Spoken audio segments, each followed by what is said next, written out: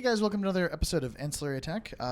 Today we are showcasing a game that was played at Black Knight Games by myself, Tim Banky, and against our Canada WTC player, Charles Sung. Charles is a bit of an affectionate rival of mine, and we always have great games. So I'm excited to share this one with you guys. I am joined today by Evan. Hello. And John. Hey, how you doing? So this is a good game. You're going to see... We've rolled off. We've chosen sides. Again, as a part of the Ancillary Attack series, I have to apologize. Not necessarily everything is painted. We try to feature undefeated tables at the tournament that we're actually playing at.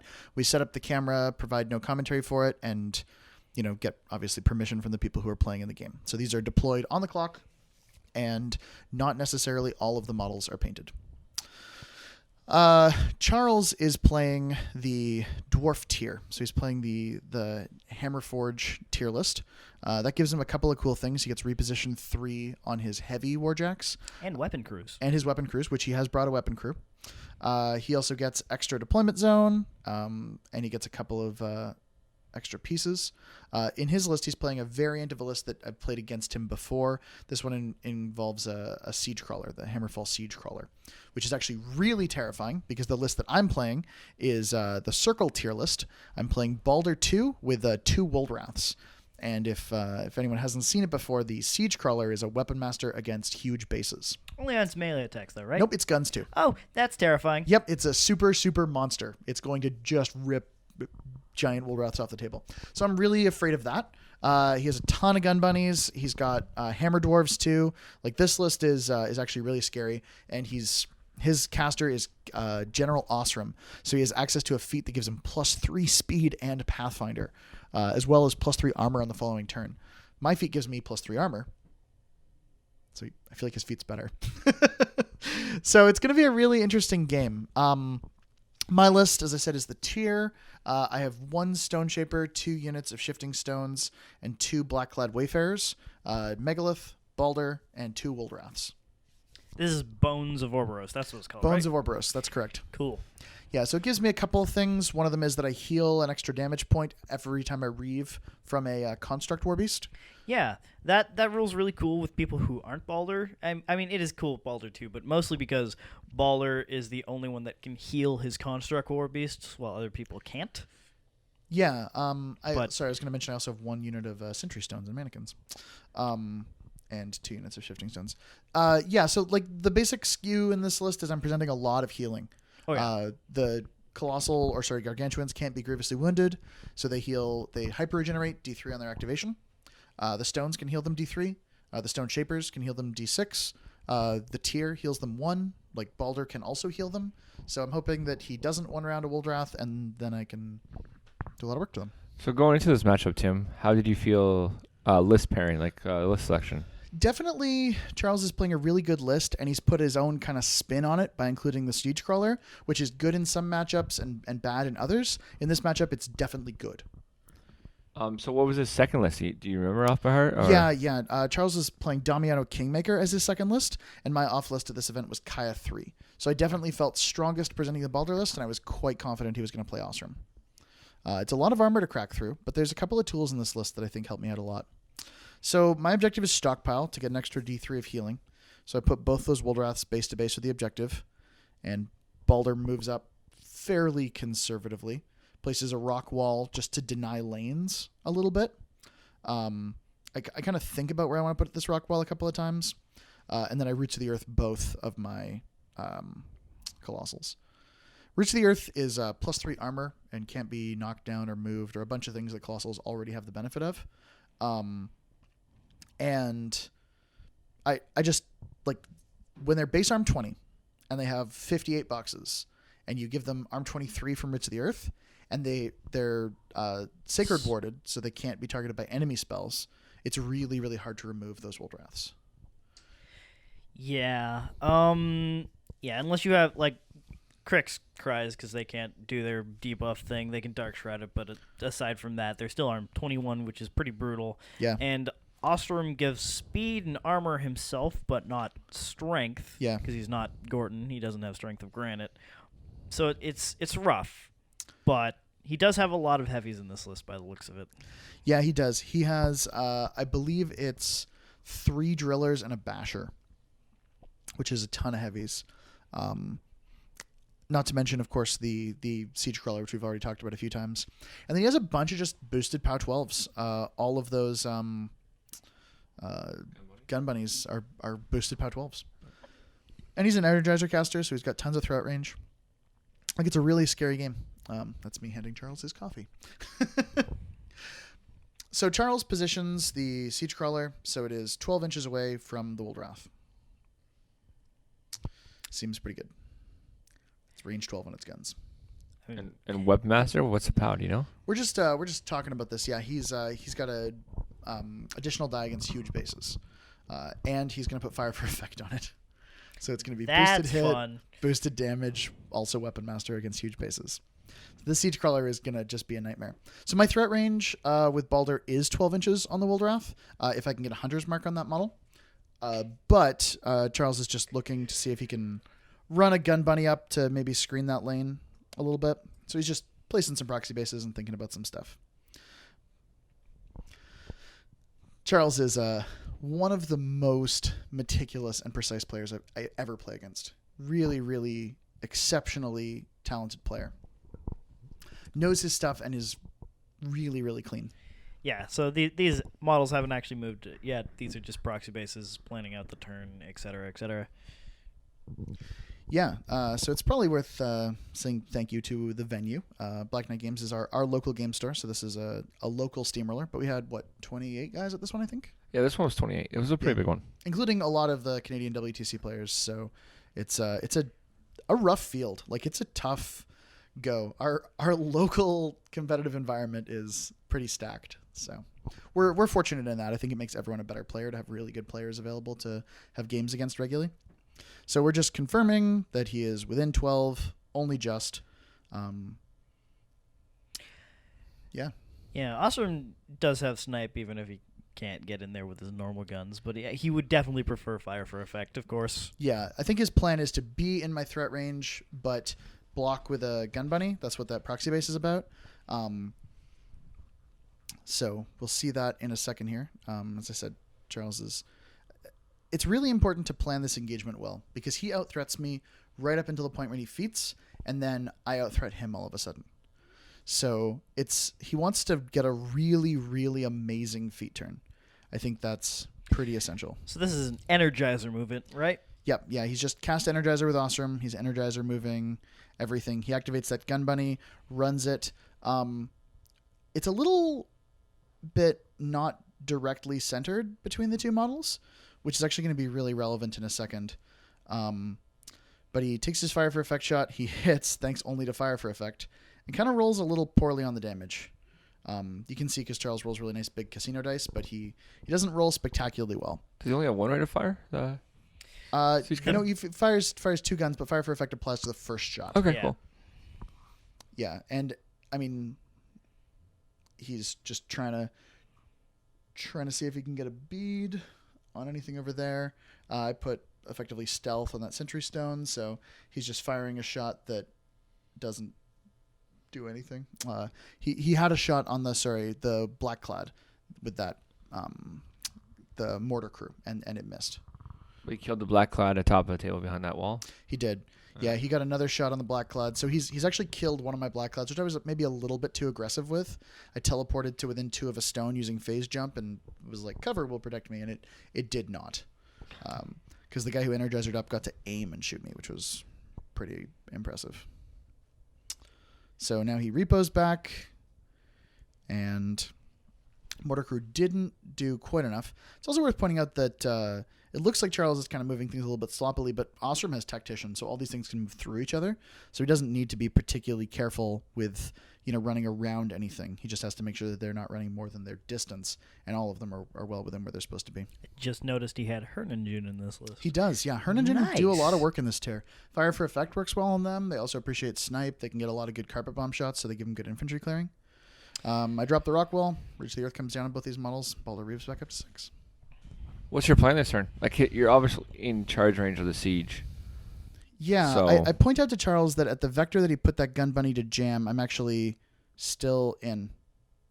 And we kind of think about it for a second and do the geometry math, and like, of course I am, because with a 10-inch move and a 12, that puts me in. This is with Hunter's Mark, yes? Yeah, this assumes a Hunter's Mark hits, but I'm confirming with him because I'm like, I think you would have had to run that gun bunny a little bit further forward, and he looks at it and says, "Yep, no, that's probably correct." So we established that, and now I need to hit the Hunter's Mark. I think Charles's ideal game plan here was to kill the Black Cloud as well, but he didn't quite get it. He rolled a trip once to hit, which is unfortunate. So attempts the Hunter's Mark, rolls to hit, hits with double sixes. Certainly didn't need that, but it's nice to have. And that's a free charge against the Siege Crawler. I feel like it's very possible that if I charge that Siege Crawler here, that I will be giving him a Woldwrath that he can kill. But I think I have to. Like, I think that Siege Crawler absolutely has to die. If I don't kill it here, I think I've got no chance in this game. Do you think you'll have extra attacks to kill a gun bunny after this? I need to do pretty well. Siege Crawlers are actually more tanky than they look, and Woldwraths are actually really bad in melee. Yeah, they're only POW, 19? They're POW 19, and they're only MAT 6, and I can't knock it down. Like, I kind of rely on my initial hit knocking things down. The Hammerfell Siege Crawler is arm 20, and then it has 24 boxes. You have both walked away from the table. Yes, we have momentarily. Yeah, I'm not totally sure what that was about. Oh, I think we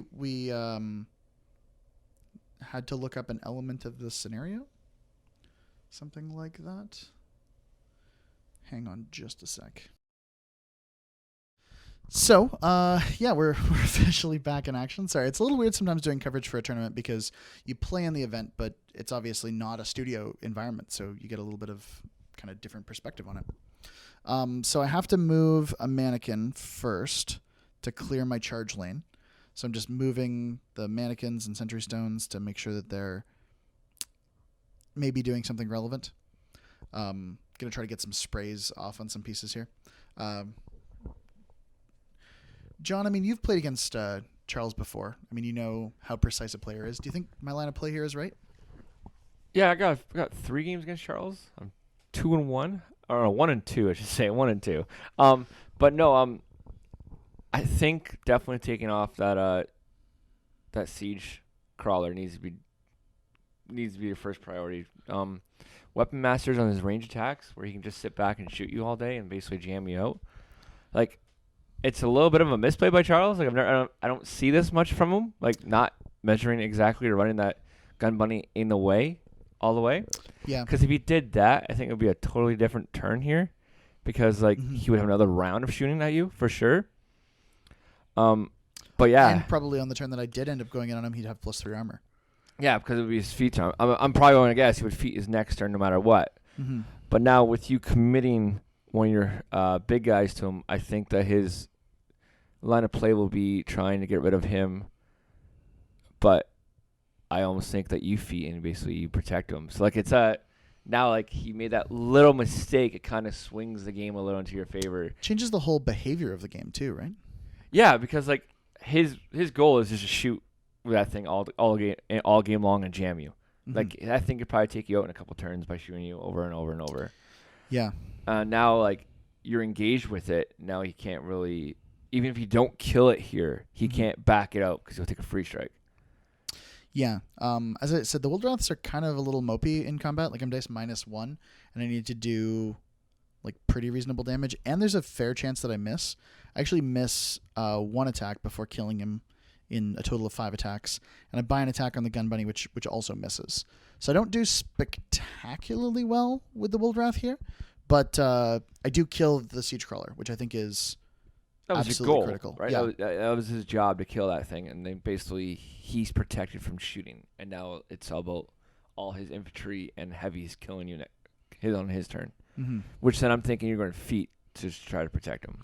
Yeah, this is pretty clearly a Baldur feat turn. I actually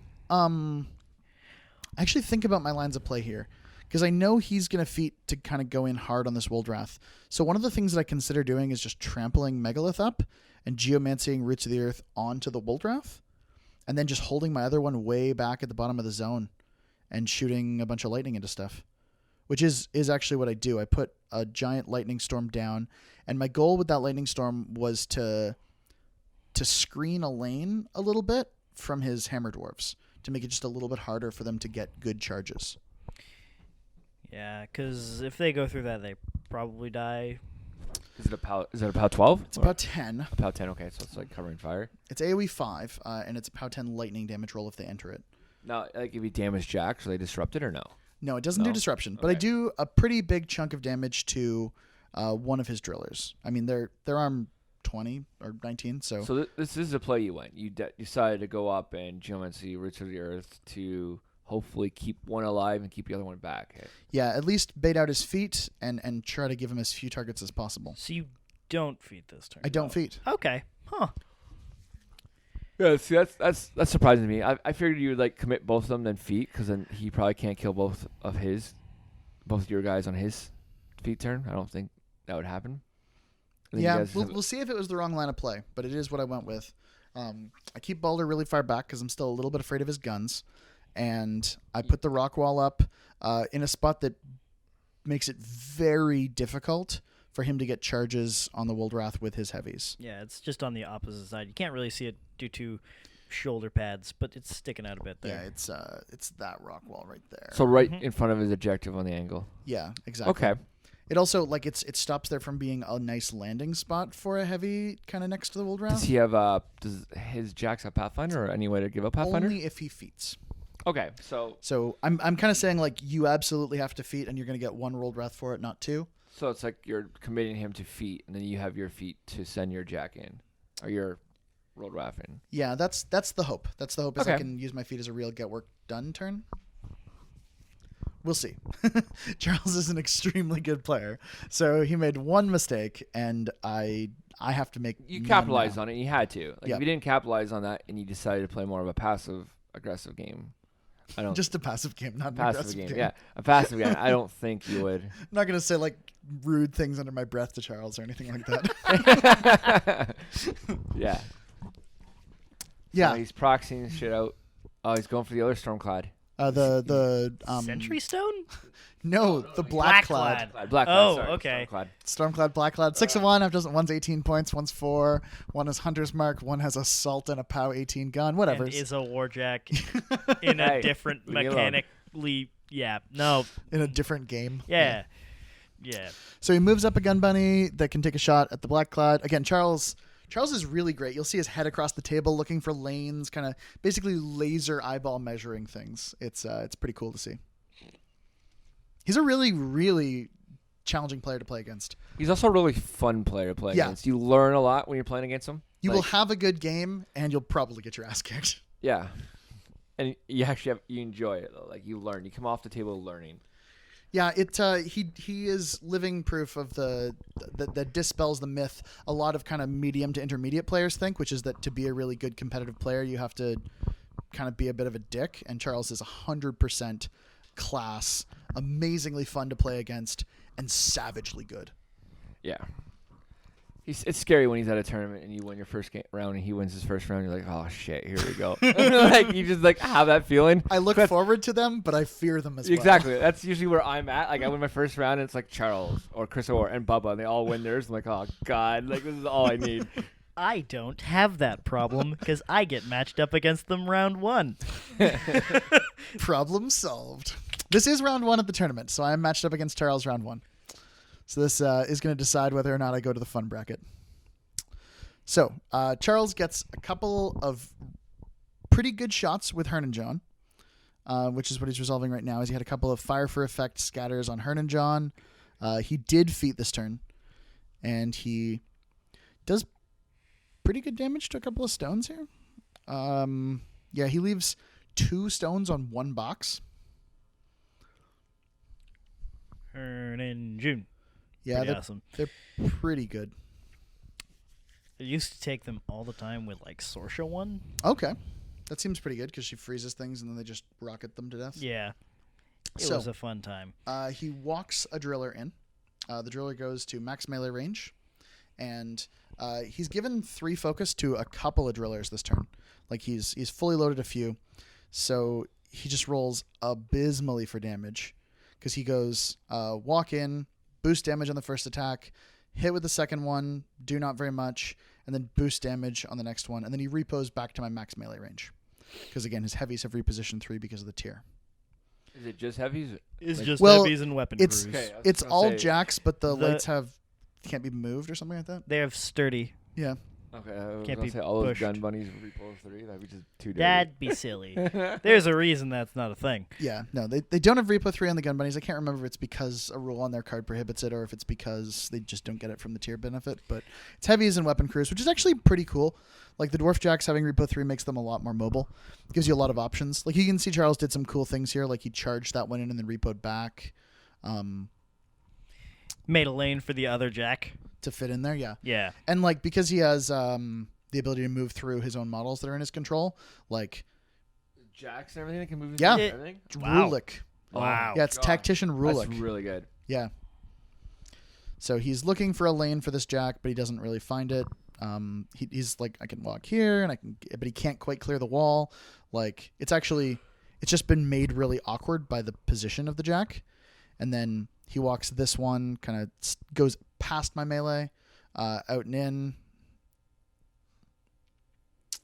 and then this driller comes in. Dub one's its first attack roll, hits its second. Boosts damage on the second attack, even though it's not the higher POW one. Does a couple of points. He rolls he's committing a bunch of resources to do this, including 3 heavies, and he's rolled not spectacularly well. So I'm sort of dreaming here that I'm actually going to have a Wold Wrath at the It end looks of this like he's turn. only taken maybe half of it out. Not even yet. Yeah. Wold Wrath's at 58 boxes, and he was on full health at the beginning of this turn. So Charles has a bunch of POW 19s, which he's boosted damage on, which are still dice -4. So the average. each of those heavies represents a boosted damage POW 19 and an unboosted damage POW 19. A boosted damage POW 19 and a boost damage POW 19, and then a POW 16 that may or may not do any damage. That's gross. That's really good. Like Yeah. armor 23 is really strong. Yeah, so they should do about 16, 17 damage each, and they have not done that yet. Well, even if 32 plus 16, it's 48. So even like all 3 of them do their max potential or like their average potential, it still doesn't kill you. Yeah, he's gonna charge some hammer dwarves in, I'm sure. Those POW 11 weapon masters are part of the plan here. POW 11 off 12. Yeah, no, it's a problem. That's actually, and it's not on your feet turn. You just kind of geomancy Roots of the Earth on them. Yep, yeah, exactly. So it seems like a really good play, and like that rock wall you placed there, blocking some charge lanes too. Like Yeah, and because some landing spots more. I guess the landing spots is where the in the this real problem list, is. I mean, like I play another version of the Baldur list that has a bunch of furries, and I was playing this one for the first time. Actually, this is literally my first game with it, so apologies if I make mistakes. But I've got a lot of games with Baldur2, and That repo is really cool because now the tactician means he has Room- enough room to fit all his hammer doors between his jacks and the Wold Wrath. Yeah, it's pretty neat. Like it's yeah, and it's Just- you're watching Charles like really basically placing it out, and we can watch him how he does it. did I mention that Charles really knows what the fuck he's doing? Like he's just a really good player. Avoiding the electrical and doubling up for some defensive line. Yep. Yeah, he had the leader model, I think, actually run around to avoid the electrical so that he could keep that one guy in command and murder a stone. Yeah. So he does, like, these guys should do about 2 each, and a couple of them get the spikes that he needs.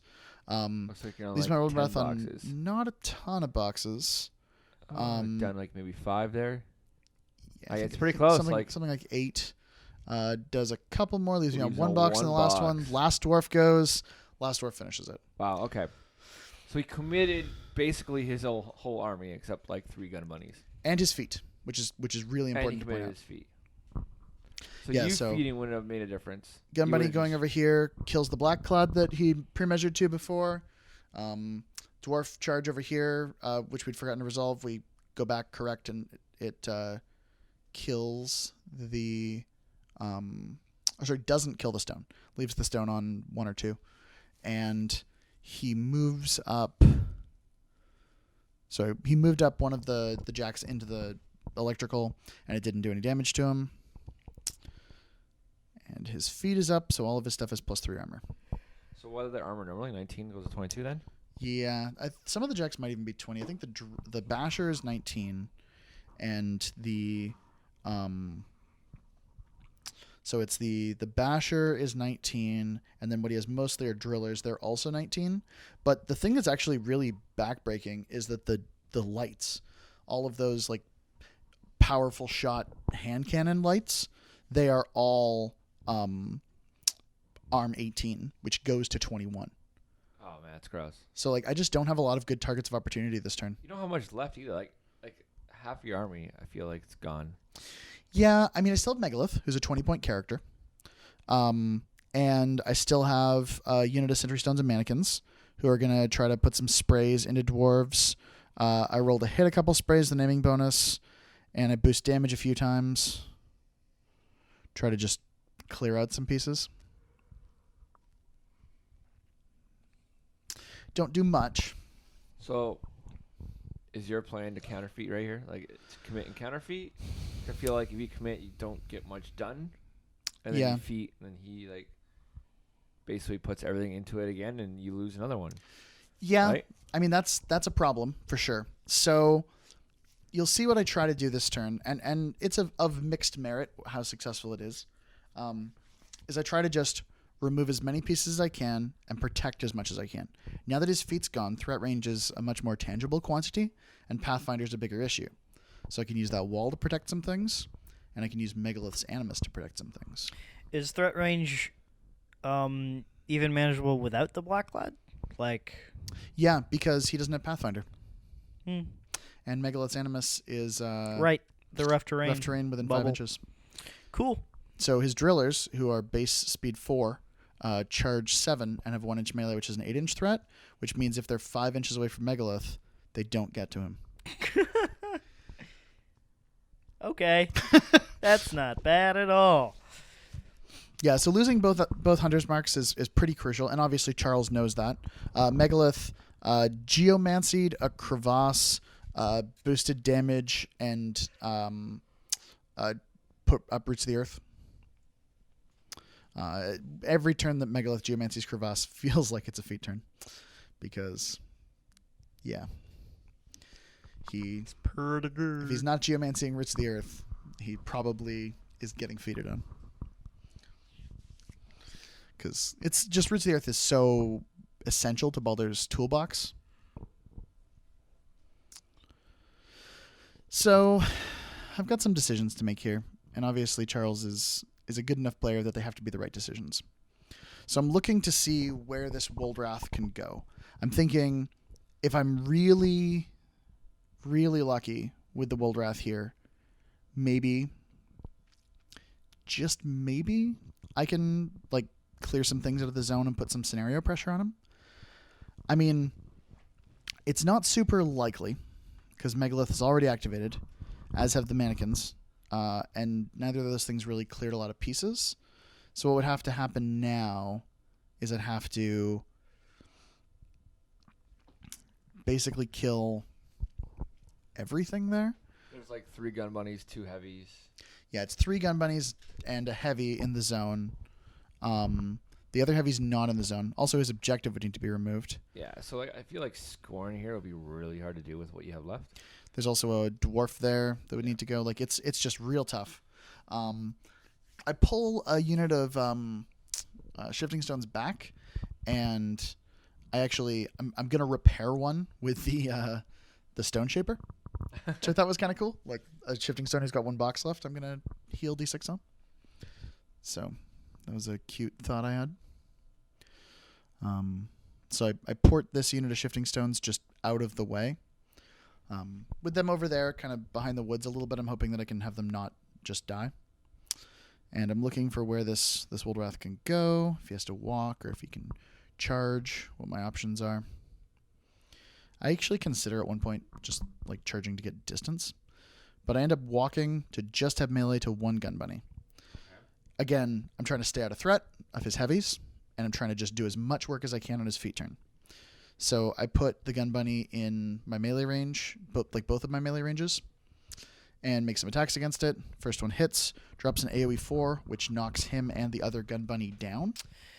Did you move at least 3 inches? Because, I mean, like, charging with Baldur's free for you. I did. I block. think I moved Yeah, whole 3, base to base. and it was a charge. Oh, So that's why I got to boost damage. Cool. Yeah, because Baldur gets that free power attacks So- and charges. So you charged instead of walking. Yeah, I charged instead of walking. Sorry, my apologies. I don't go very far, but I do move 3 inches. Fair and I enough. charged up. The Stone Shaper, I debated moving him base to base, but instead I move him base to base with Megalith, and I do heal the Shifting Stone. Sorry, that was just a correction. So you're basically hoping he can't get anything on you because the rock wall's right there. That's a fantastic rock wall. yeah. I thought so. So Baldur casts a rock wall, feats, and I'm on 4 right now, and I've got 4 on Megalith, and I've got a couple on the Woldwrath. I mean, I don't need to I'm just a little bit afraid of needing to transfer, because if Charles is like, oh man, I really can't win the attrition game, guess I'll just kill you. He's got a lot of tools to actually just do that. So after much debate, I end up staying on 4. And I pass the turn over to Charles, and the first thing I say is was I right to stay on 4? And he's like, yeah, I was going to kill you if you went to 3. And I was like, okay, cool, good talk. Yeah. Okay. 'Cause there's lots of there's still a bunch of gun bunnies there. That's the problem, is they can just blow Baldur up, and doesn't take many boosted power 12s to kill you. I've had it happen before where he just rips me off the table with them. So he makes a couple of measurements, and I mentioned the undergrowth, which we double check the movement on. Charles actually places a couple of beads on the perimeter of undergrowth, and he's like, what if I charge you here? Oh no, nothing. I just can't get to you at all. So I've actually managed to protect Megalith and the Woldwrath from any melee reprisal, and I think with my feet, I've protected them from guns pretty well. Oh, so you feed it this turn. Yeah, that's that PG coin there is, Okay. well, once was PG coin. Is Single tier. Yeah, let's not be mean to press gangers. They volunteered a lot of time. But, yeah, it represents the feet there. So we check the rough terrain from Megalith as well. And because Charles is just figuring out where he can run to, or where he can charge to, or where he can move and repo. He's just looking at a couple of different options. So that's linear concealment, right? It is. So It is it's linear giving that concealment. Sentry Stone stealth. It is. That's well, not from everywhere, but from certain angles. Yep. From certain angles, that Sentry Stone has stealth. God. Well, as long as part of his base is covered by the wall, right? Yeah. Yeah, From the model that it's targeting Basically him. from most angles. So he has stealth unless Charles is on the bottom side of the table. Yeah. Yeah, it's past flag. nice big hedge. So That's funny. I mean, doesn't give cover, but does give concealment. Yeah, procs prowl, right? So Yep. it's pretty funny. I like that.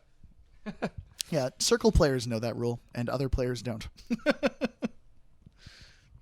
Because prowl is more common in circle than in other factions. if the circle player has a stalker and says linear concealment, You say no. I mean, that's not No, what you I don't. was gonna say. I was gonna say, look at this. Look at the table. Don't just say, "Yeah, that's less defense for you." Sure, why not? I mean, it's pretty clearly a hedge based on the game that we're playing here. Yeah, Rock sure. walls look hard, and this doesn't. So, I mean, Rock walls made of rock. Yeah. Concealment walls made of concealment. Yeah, get some consent at your table. Don't just try to cheat people because the rule helps you. But, Circle players say everything's concealment. so It'll be the great. fire for affected mortar crew took a shot, did a little bit of damage. I think they actually, they may have killed. Sorry, they're just resolving blast damage on them that I think we missed a couple of. I don't think you took. That's the first model you took off the table. Right? Yeah, so he shot Megalith and hit the shifting stones around Megalith, who all tanked it out because they're arm 21, but he actually killed the Stonekeeper, Yeah. who, despite being arm 18, he killed. What's boxes? Yeah, with 5 bucks, I think. Yeah. Yeah, because the Stonekeeper gets +2 armor for being base to base with a jack, and then +3 from the feet, and he. Air quotes, Jack. I'm sorry, base to base with a construct war beast. Rockbot. Yep.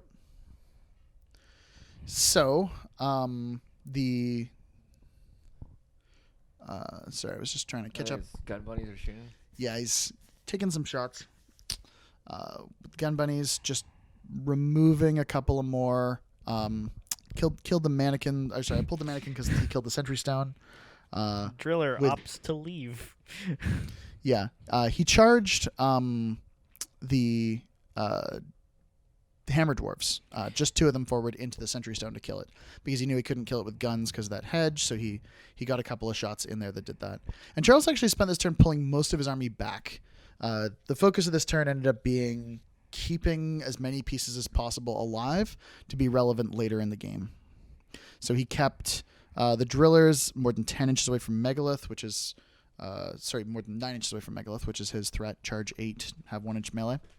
And he contested the zone with obviously his objective and 2 gun bunnies. So that gun bunny in the forest is actually... He is in the forest and in the zone, okay. Yes.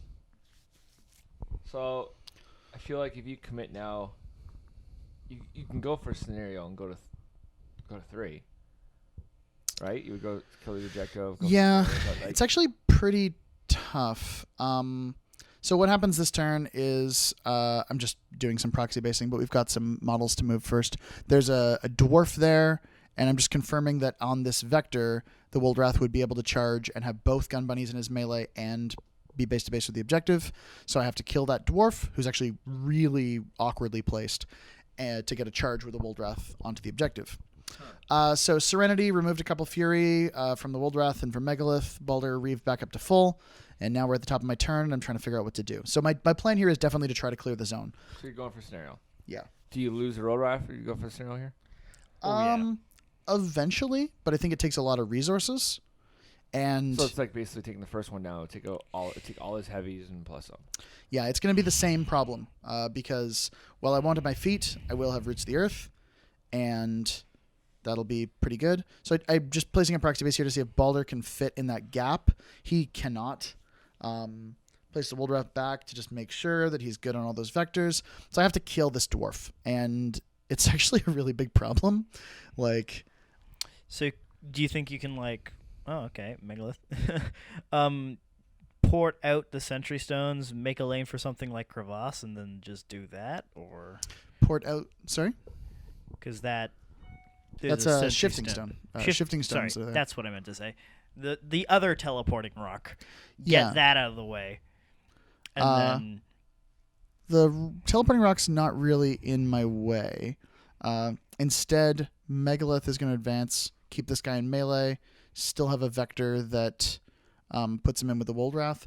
I didn't really want Megalith to have to do this. I was kind of hoping to get more work done with Megalith. Yeah. But instead, a 20-point character beast is going to punch a dwarf, which he does pretty reliably. Undergrowth so that he never dies ever?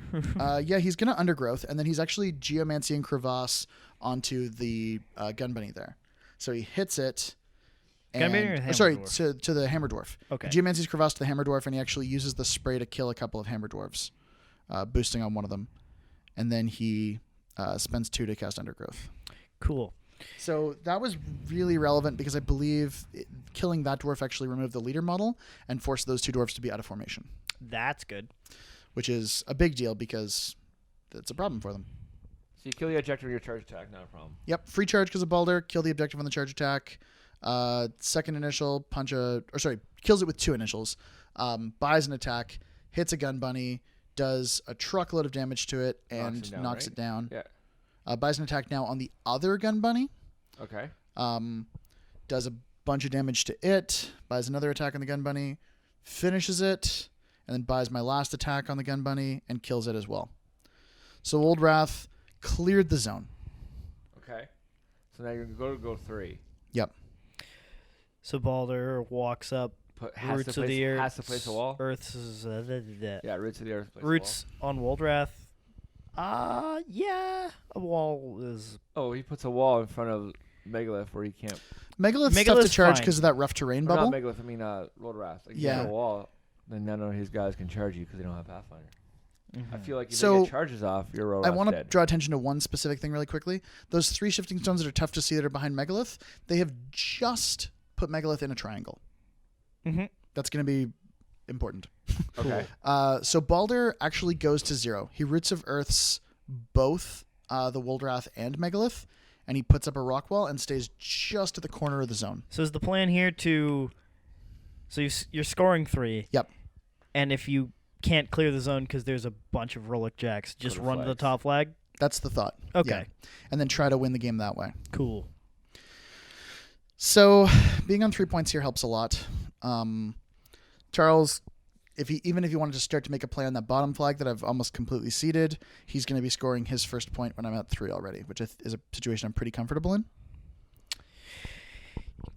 Yeah, you can even do some fun things like just chucking Jacks out of the zone. Or if you feel... Yeah, that's my Megalith has a free power attack. The Woldrath has a free power strike. So without too much trouble, I can remove 2 Jacks if he puts 2 Jacks in the zone. If he doesn't kill the Woldrath, I feel like he has to kill the Woldrath this turn. And both of them are Roots of the Earth. So Megalith is not going to take too much of a beating. One of the things I think about is how possible Assassination is this turn.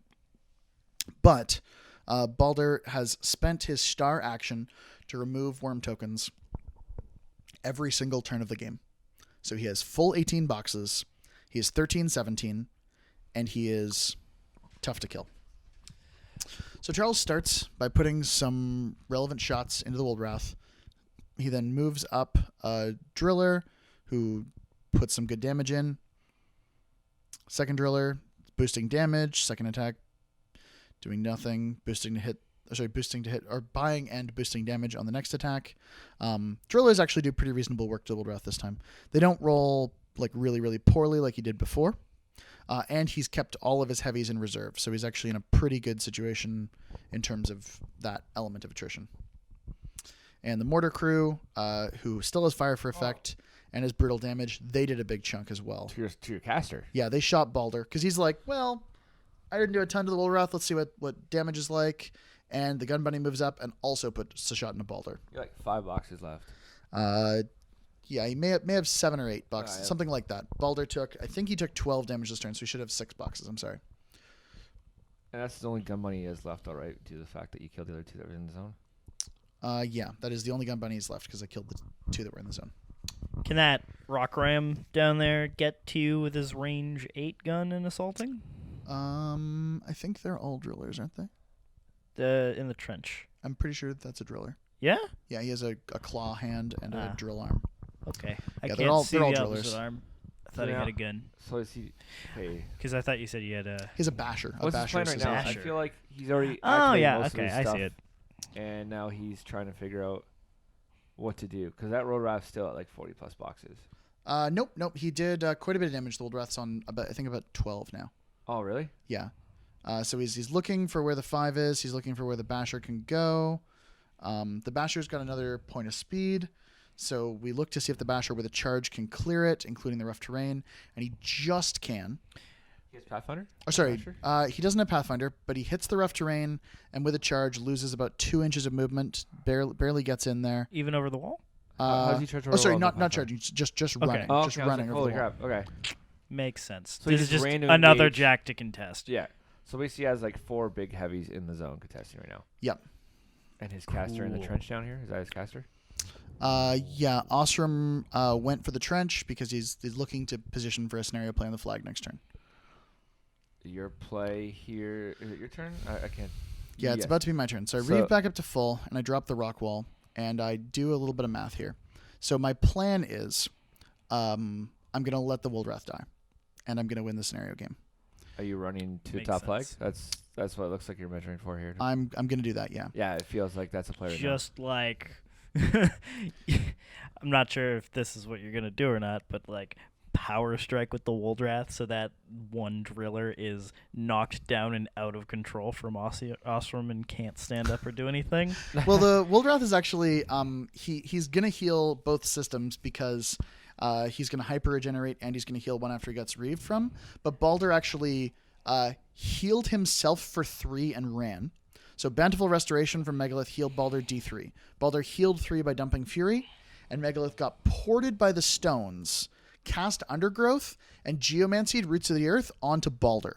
So that Mortar Crew doesn't just annihilate Yeah, him. next time. So Baldur has potentially 3 transfers, Megalith as a transfer target who has 35 full boxes. Baldur healed for 3, took a damage because he couldn't clear the worm token.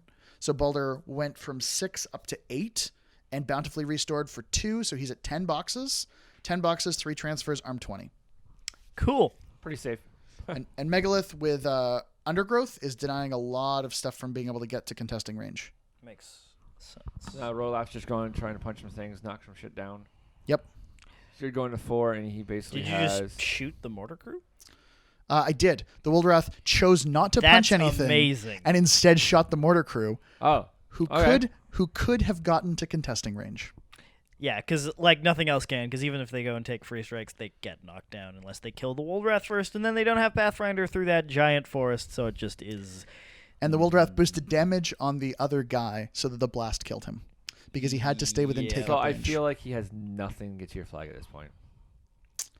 That's my hope. Unless he clears... No, if he clears his own, goes to 2, and then he scores 1, goes to 3. No, it doesn't matter. Like, he can't do Yeah. anything. And even if he did, Megalith just chucks it. No, it doesn't Just matter. 'cause like- Doesn't matter because I'm going to 5. Yeah, he I'm on needs- 4 right he's now. on 4, so he needs Like to contest I the said, flag. even if he had a contesting model, Yeah, sorry, yes. Megalith would walk over and throw it. Yes.